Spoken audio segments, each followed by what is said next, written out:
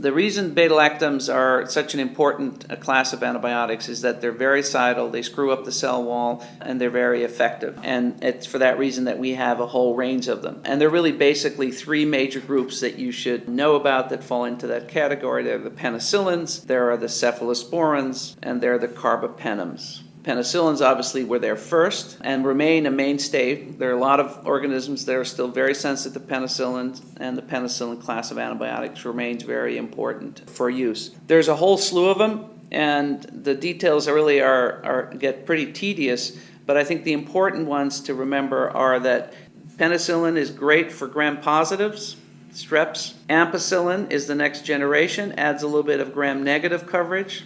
So it gives you something for E. coli and Klebsiella if they're very sensitive. The next penicillins were specifically for Staph aureus. Those are nafcillin and methicillin and oxacillin. They're all the same, but the MRSA comes from methicillin, which we don't really use anymore, but that's where the MRSA comes from.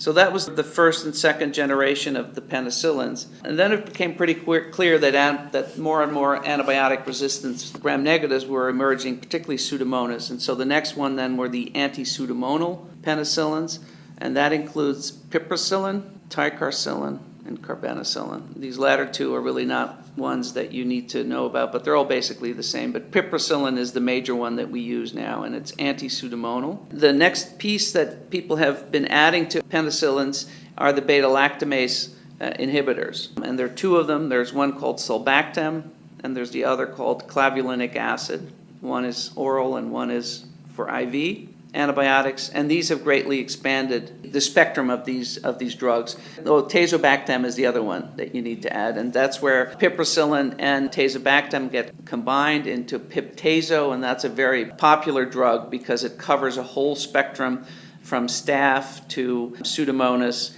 as well as anaerobic bacteria.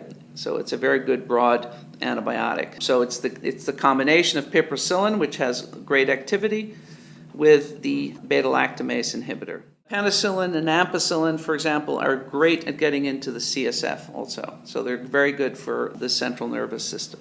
So the cephalosporins followed a similar development. Early on, they had good gram-negative as well as staph and strep activity. So those are the first generation cephalosporins, and they've gone on to second, third generation cephalosporins that are better and better in two ways. They are very good against highly resistant gram-negative organisms, the bad Klebsiellas, E. coli's, the multi-drug resistant gram-negatives. They have good activity, particularly the higher level cephalosporins.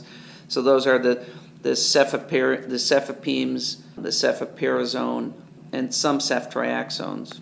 Both cefepime and ceftriaxone have the advantage of being great at getting into the central nervous system.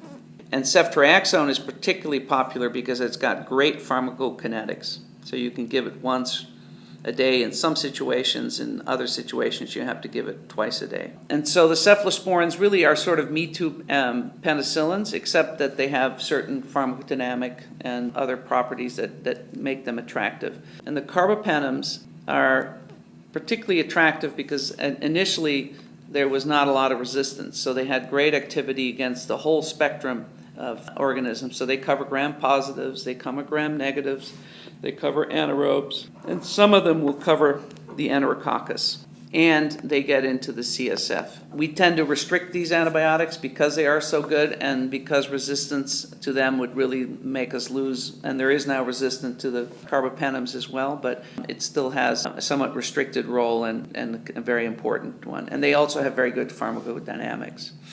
There's an antibiotic that's related. It's called Monobactam, technically. It's a drug called aztreonam. And what you need to know about that one is really two things. One is it only is good for gram-negatives. And more importantly, because it doesn't have the complete beta-lactam ring, we can get away in using it in people who are allergic to beta-lactams. The only allergy that's contraindicated would be someone that has anaphylaxis. But it has no gram-positive coverage, so no streps. It's a pure gram-negative drug. So these drugs are great, except for the fact that they don't cover MRSA.